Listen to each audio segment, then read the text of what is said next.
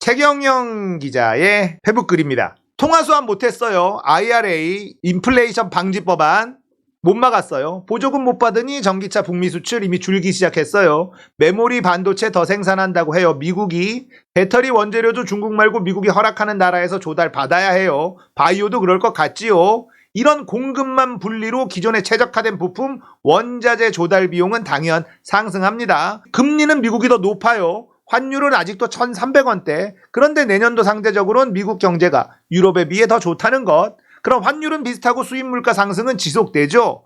우린 기준금리가 낮으니 투자 메리트도 떨어져요. 우리 금리가 더 낮지만 주택 대출 금리는 더 높아요. 미국은 아직 70% 모기지가 4% 이하예요. 쌀 때 30년짜리 고정금리로 했거든요. 한국 가게는 한 80%가 변동금리죠. 주담대가 6% 훌쩍 넘었죠. 게다가 우리는 대다수가 이자만 갖고 있어요.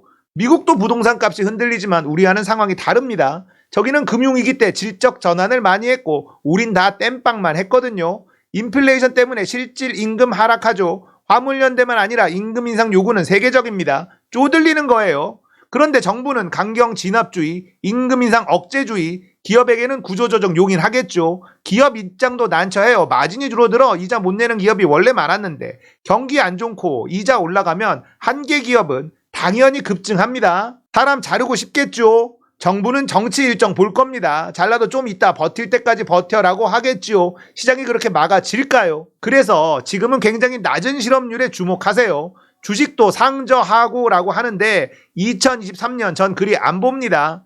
주식 부동산 설마 반짝하는 시기가 있다면 감사합니다 하고 빚 갚으세요. 이직하지 마세요. 각자 도생 잘 하세요. 무슨 말인지 아시겠죠? 최경영 기자가 23년도의 경제를 조금 비관적으로 이야기하고 있습니다. 묻지마 청약은 옛말 둔촌주공 청약 흥행 실패에 고민 커진 분양시장이다. 자, 제가 계속적으로 말씀드린 둔촌주공 분양 이걸 잘 봐야 된다. 망했습니다. 흥행 참패라고 했는데 그냥 망했다고 봐야 돼. 3대1 보통 10대1은 나와야 미계약 없이 분양이 다 된다라고 하는데 3점 몇 대 1이에요. 이러면 미계약 속출이라는 거죠. 분위기는 계속 안 좋아지고 있고 잠실 쪽에 헬리오시티 가격 계속 떨어지고 있습니다. 위쪽에 고덕 이런 데도 이제 더 떨어질 거고요. 분위기가 너무너무 안 좋습니다. 제가 말씀드린 게 둔촌주공이 서울 한복판 아주 입지가 좋은 곳 12,000세대 대단지 뭐 도면이 좀 이상하고 그렇다 하더라도 살기에는 아주 훌륭한 입지인 건 많거든요. 그런데 여기가 청약이 안 된다? 미분양이 난다? 미계약이 막 터진다? 자, 그러면 어떤 일이 벌어질까? 지방 분양은 박살 나는 겁니다. 야, 둔촌주공도 분양이 안 되는데 분양가 얼마라고? 지방 분양들? 분양가 얼마라고? 대구 이제 박살 납니다. 대구에서 분양가 더 받으려고 후분양한 애들 할인 분양하는데도 사람들 콧방귀도 안 낍니다. 지금 대구 쪽이 부동산으로 터지면 제일 많이 터지는 게 대구입니다. 이미 경상도 쪽의 건설회사 부도 나기 시작했습니다. 안 좋아요. 아주 안 좋습니다. 단독 기사가 나왔는데 매일경제에서 침체 전망에 김앤장 최대 규모 TF 구성했다. 법률 전문가 100명 매머드급 내년 경제위기 국면 선제 대비 태평양 광장도 꾸렸다. 자, 저는 여기에서 우리나라가 망했다는 확신을 가졌습니다. 확신을 가졌어요. 김앤장이 누굽니까? 얘네가 100명짜리 변호사 100명짜리 매머드급 TF팀을 구성을 했다. 나라가 망할 때 이들한테는 돈벼락이 떨어진다는 뜻입니다. 돈 냄새를 기가 막히게 잘 맡는 인간들이 대규모 팀을 꾸려? 자, 기사를 조금 보면요. 김앤장 법률사무소가 변호사, 경제전문가 포함해 100여 명 규모로 구성한 부동산 시장발 경제위기 대응 전담 조직을 신설한 것으로 확인됐다. 자, 정부 조직이면 이걸 어떻게 막아보자인데 김앤장은 정부 조직이 아니잖아요. 이건 뭐예요? 자, 나라 망한다. 부동산 시장발 나라 망하기 시작하면 우리가 할 일이 많아진다. 확신이 든 겁니다. 비슷한 전담팀을 만든 로펌 중에 가장 큰 규모예요. 근데 김앤장만 만든 게 아닙니다. 대규모 로펌들이 다 이렇게 만들고 있습니다. 최대 로펌도 한국 경기 침체 국면을 심각하게 바라보는 것으로 법률 서비스 수요 증가에 대비해 발빠른 움직임을 보이고 있다. 이게 무슨 서비스 수요 증가겠어요? 부도 남거나 인수 합병 되겠죠. 어디가 부도난다? 소송이 붙겠죠. 바빠질 수밖에 없습니다. 대형 로펌들은 나라가 망하면요. 김앤장이 누굽니까? 이 로펌들이 누굽니까? 얘네들이 이렇게 발빠르게 움직인다는 건 내년에 우리가 할 일이 많다. 인수합병 여기 나오죠? 경제 전반의 다양한 리스크와 인수합병, 구조조정 이런 거 전부 다 합니다. 김앤장에는 변호사들도 있지만 경제 전문가, 컨설턴트 뭐 이런 사람들도 다 있거든요. 팀이. 다른 대형 로펌도 계속해서 하고 있습니다. 김광태세 유라, 태평양 80명, 광장 10명, 율촌 30명, 세종 30명 모두 다 대한민국이 망하니까 빨리 TF 꾸려서 젖과 꿀이 오르는 망하는 대한민국에 빨대꽃으로 가자 이러고 있다는 겁니다. 이들이 악마는 아닙니다. 망해가면 할 일이 많아져요. 김앤장하고 대형 로펌들이 이렇게까지 움직인다는 건 내년에 경제가 폭망한다는 건 확정이다라는 거죠. 확정. 자, 그러면 대한민국 부동산 왜 이렇게 됐는가? 이거에 대한 설명 들어갑니다. 지금부터 아주 재밌는 이야기입니다. 딴지 게시판에 달에게 듣기라는 닉네임을 쓰시는 분이 올린 글이에요. 그래서 제가 이분 글을 요약을 이렇게 하려다가 이분의 필력이 너무 좋아가지고 요약을 초반에 하다가 나중에는 이분이 쓴 글 그대로 적었어요. 자, 요 이야기 들어보시면 이해가 쏙쏙 됩니다. 대한민국 현 부동산 상황이 헬조선판 미국 서브프라임이다. 이렇게 설명합니다. 서브프라임 사태 요약은 없는 자산을 담보로 돈을 빌렸다 망한 것이다. 망한 빚잔치를 돌없는 사람들에게 전가했다. 현재 대한민국 상황은 전세 대출로 집주인에게 돈이 굴러들어간 돈이 다시 전세금을 올린 무한 반복 중이다. 이렇게 요약을 했는데요. 자, 이명박 정권 때 시작된 전세 대출 제도. 그럴듯한데 그럴듯하지 않음. 전세 대출이라는 것 자체가 악마의 계약이다. 서브프라임 때 작살난 게 CDO라는 건데 모든 증권은 그 기반인 자산이 있다. 자산이라는 기반이 있습니다. 주담대, 주택담보대출은 주택을 기반으로 하고 신용대출은 사람의 인생을 기반으로 합니다. 그렇다면 전세대출은 뭘 기반으로 할까? 집? 전세대출은 뭘 믿고 빌려주는 걸까? 집일까요? 집이라고 하는 사람은 일단 집밖에 안 보여서 그런 거고 어차피 집을 걸고 가압류에서 경매 넘어가니까 집이다라고 생각하는 것 같다. 맞을까? 아니 그렇지 않다. CDO가 어떻게 쫄딱 망했는가 하면 자 지금부터 설명 들어갑니다. 어준이, 룡민이, 뽕주루, 주진우 이렇게 4자식이 있는데 저 중에 3명은 가진 게 없고 하나는 가진 게 많아. 원래대로라면 3명은 그냥 나가리 쳐야 되는데 4개를 하나로 묶어서 너꼼수라는 새로운 신박한 뭔가를 만들었어. 4명 중에 어준이는 잘 나가는데 3명은 별로게 없어. 근데 4개를 하나로 묶어서 너꼼수라는 신박한 무언가를 만들었다는 거예요. 예를 들어 그렇다는 겁니다. 그리고는 신용평가를 딱 해보니까 실한 놈 하나만 건재하면 나머지 3개는 그럭저럭 쫄딱 망하지만 않으면 어떻게든 굴러갈 것만 같아. 그래서 이제부터 A클래스 하나와 C클래스 3개를 묶어서 책임은 못 지지만 묶어보니 A클래스라고 부르기로 한 거예요. 당연히 A클래스가 되는 겁니다. 근데 4명에 대한 평가는 개별 사람에 대한 평가인데 너꼼수에 대한 평가는 묶음에 대한 평가라는 거죠.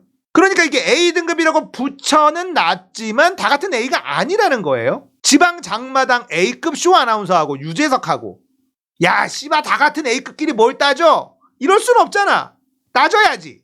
그래서 너꼼수를 A급으로 딱 붙여놓고 손나게 팔아제켰는데 나중에 부실한 3명이 1인분 못하고 반인분도 못하고 그냥 빚쟁이 달려들어서 다 개박살 아사리판 난 거다. 그래서 모든 책임을 괜춘한 A급 한 놈이 몽땅 다 피박을 쓰려고 보니까 시장 상황이 존망해서 이 새끼도 A가 아니라 B야. 그래서 나꼼수인 줄 알고 샀던 너꼼수는 나우나인 줄 알고 산 너우나 마냥 A급이 아니게 된 거다 이 말입니다. 이미 값은 A급으로 치렀는데 B급도 아니고 C급이니 했더니 그마저도 아니래요. 그냥 B 하나와 부도난 제로 3개를 묶어놓은 똥쓰레기가 된 거라는 겁니다. 그걸 잔뜩 싼 애들은 배가 터져서 죽었고 그 이름도 유명한 베아파스턴스, 리 베만 블라더스 이 모든 사단은 말이지 금융공학적으로는 기초자산이 될 수 없는 신용평가라는 느낌적인 느낌의 가치를 팍팍 매겨서 너 1억 불, 너 1조 달러 그 지랄 떤 거다. 그게 뭐랑 같냐? 바로 전세 대출과 같은 거다. 서프라임을 개 박살 개 아작낸 CDO는 100만 원짜리가 신용평가를 한번 받으면 플러스 10만 원이 돼. 그러면 신용평가사는 이거 100인데 110 됐거든? 존나 좋아. 그래서 신용평가를 더 좋게 해줘. 근데 110짜리가 이제 그 신용평가를 얻고 120이 돼요. 120이 됐다는 소리를 들은 신용평가사는 역시 내 평가는 틀리지 않았어. 봐봐봐. 시장이 반응하잖아. 역시나 신용평가를 더 좋게 해줘요. 그래서 130, 140, 150 어느 날 자고 일어났더니 200이 돼 있네. 슬슬 뒤가 불안해진 네 배만 불러줬스 같은 애들이 물어본다고. 이거 괜추남? 먹고 죽는 거 아니지? 물어봐. 이제 신용평가하는 애들은 응 괜찮아 보여 등급 유지 그 소리에 이제 또 신나게 팔아 제끼는 거지. 그래서 100짜리가 얼마가 되었느냐? 300, 400, 450, 500? 설마? 1000? 설마? 설마가 사람 잡는다고 2000이 되었지 뭐냐. 100짜리가 시한바 2000이 됐어. 2000! 그러고 나서 그럼 서프라임이 터졌느냐 물으시면 그때부터 본격 레이스 시작이라고 답해드려라. 이분 필력이 진짜. 자, 100짜리가 2000까지 올랐는데 서브프라임이 터졌냐? 아니, 지금부터 레이스 출발합니다 라는 겁니다. 그렇게 해서 CDO가 월스트리트를 싸잡아 먹어버린 거임.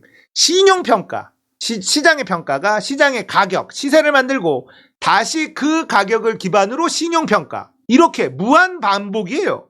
아주 평가 주기마다 계속 올라요, 계속. 그러다가 그 폭탄을 이놈 저 새끼 이년 저 자식이 돌려먹다가 결국에 맛도 없고 배도 부르고 슬슬 눈치를 보다가 도이체방크, 크레딧 스위스 등등 월가에 발들여 놓은 쩐좀 굴린다는 애들과 유태인들이 얽히고 설켜서 과연 이 애가 누구의 애인지도 모를 그런 바퀴벌레 개족보가 딱 완성이 되고 그걸 좋다고 배 떠지게 먹은 아까 두 놈아는 폭탄 돌리기가 끝나자 펑 하고 터져버렸는데 메릴 린치, 골드만 양말 뭐 하나 둘 할 것 없이 다 되졌다. 신용평가라는 게 기초자산이 될 수 없다는 것을 증명한 인류사의 소중한 금융실험이 그렇게 막을 내렸는데 그러나 싶었는데 지구촌 정반대에 있던 대한민국에서는 이제 막 그와 같은 신용평가를 기초자산으로 한 대출 채권이 탄생했지.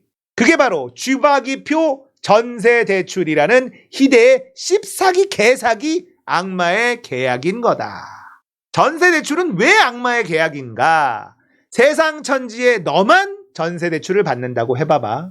그러면 너가 사는 집을 제외한 모든 집은 전세금을 세입자의 소득과 차입에 의존하게 되는 거야. 마통도 가능하고 땡빚도 가능하지만 오롯이 세입자가 짊어지고 가는 것이지. 그리고 이 세상 천지에 개인에게 거저돈을 빌려주는 그런 상콤한 일은 거의 없다. 마통도 거래 실정에 기반해서 빌려주는 거기에 그게 다 시장의 신용 시스템에 기반한 것이지. 아주 건전하고 건전한. 근데 어느 날 쥐새끼처럼 생긴 놈을 지금의 40대 50대가 당시의 20대 30대가 경제신화에 매몰돼서 당시의 5, 60의 개나발에 현혹돼서 그 애를 뽑아요. 노태우를 뽑았던 개 등신들이 김빙삼이를 또 뽑고 김대중 노무현으로 정신을 좀 차렸나 싶더만 이 새끼들이 정신을 차린 게 아니라 점심을 차리고 존나 와신상담하다가 물약 빨고 블러드 쓰고 쥐새끼를 뽑아 제꼈더랬어. 그 사실에 대해 내게 한탄하냐 하고 묻는다면 아유 별 말씀을.